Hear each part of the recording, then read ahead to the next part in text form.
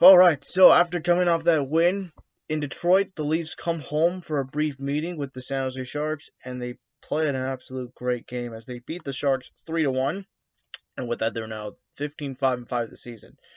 I mean, it was actually pretty good because Mitch Marner's point streak continues, and it's actually pretty good. I actually like that, and we never looked back from that. We played a phenomenal game, and yeah, everything was going pretty good. Everything was all safe and sound, and we're a legit team. We're actually a good enough team to beat beat bad if not good teams. So yeah, let's talk about this game. Of course, before the start, we know that now you have a change goaltender change with Ilya Samsonov returning from injury. I'm like, okay, that's actually pretty good. You have Samsonov coming back from the injury, and pretty good so far.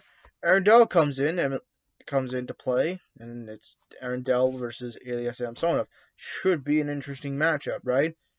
Technically, the first period it was a no score. It was a 0-0 game. No, they had some chance. The Leafs and the Sharks had some chances, but couldn't do it. I mean, look, Samsonov was pretty stellar in the first and the second. And of course, Aaron Dell was spectacular as well. He was playing off the charts. He wasn't playing that bad at all. I mean, okay. So we're sitting at a game at a 0-0 game. Okay, that's not bad. It's a 0-0 game. Okay. Shots on goal at the end. You're peppering them 10-7. All right, that's actually pretty good. The second period, all right. Leafs get the power play. We know that. Oh no, there's no power play. Um, in the second period, Austin Matthews scores his 12th goal of the season. Okay, with 4.419 to go. Well, 419 at 419.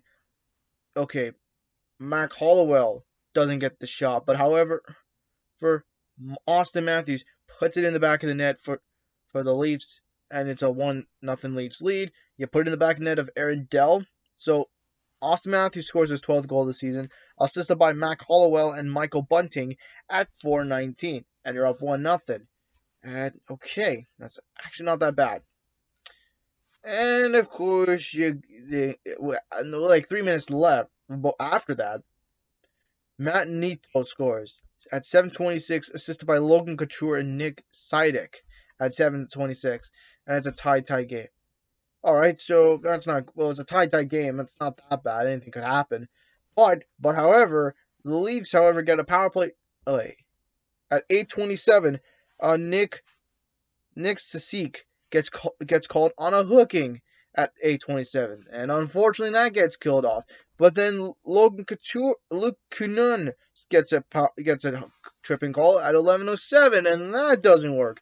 But however, you're playing a great game, and at the end of the second period, you're tied 1-1. Okay, at least it was better than getting tied. It was tied 0-0, but it was tied at 1-1. What happened? I'll never know.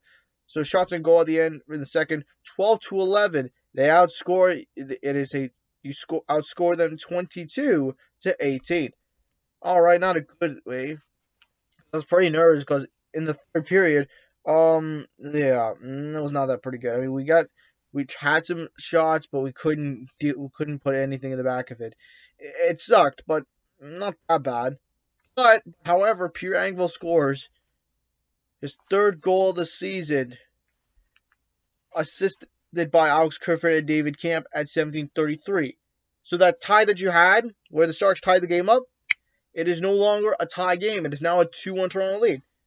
At first, I thought it was like, oh, great, this is going to be a game where we're going to probably lose, and we're probably going to go in overtime and completely stinking. Not this time, because, however, Pierre Engvall scores.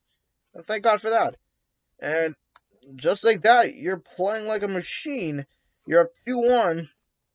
Of course, Mitch Marner gets the empty net goal to keep his point streak alive at 18. So, Mitch Marner, assisted by Kerfoot, his 8th goal of the season at 18:49, and that should be the nail in the coffin. That should probably be the end of the game, and that pretty much worked out for the Leafs. It was a really good game from the Leafs' perspective. You're playing a great offensive game. You didn't start off pretty good in San Jose, but you, however, managed to beat the Sharks. You eventually split the series.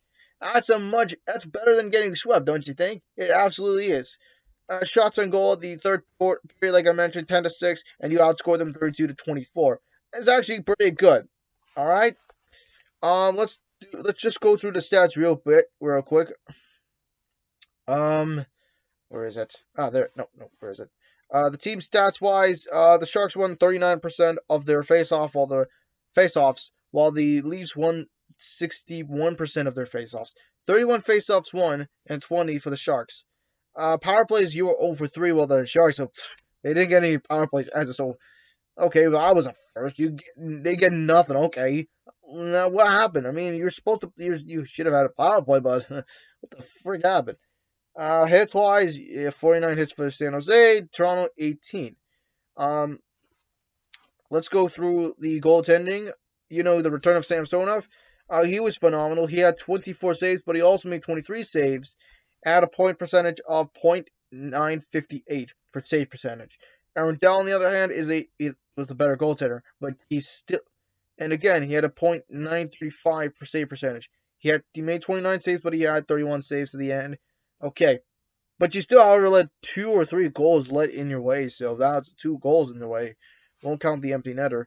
The Leafs, of course, we know Mitch Marner, he gets a goal. Pietrangelo gets a goal. Matthews gets a goal. He was +2. Kerfoot was +2. I mean, Michael Bunting was +1. Hollowell was +1. David Camp was +1. Giordano was +1. Justin Hall was +1. I mean, Colin Jerome was a -1. So, and then Willie Nylander again on a +1. So of course, so far you played a great game, and their next game is tonight at 7 o'clock, where the Leafs take on the Tampa Bay Lightning in the continuation of the battle of blue and white. And let's hope we can beat against Tampa, because look, the last time we faced Tampa, it was in rigged fashion.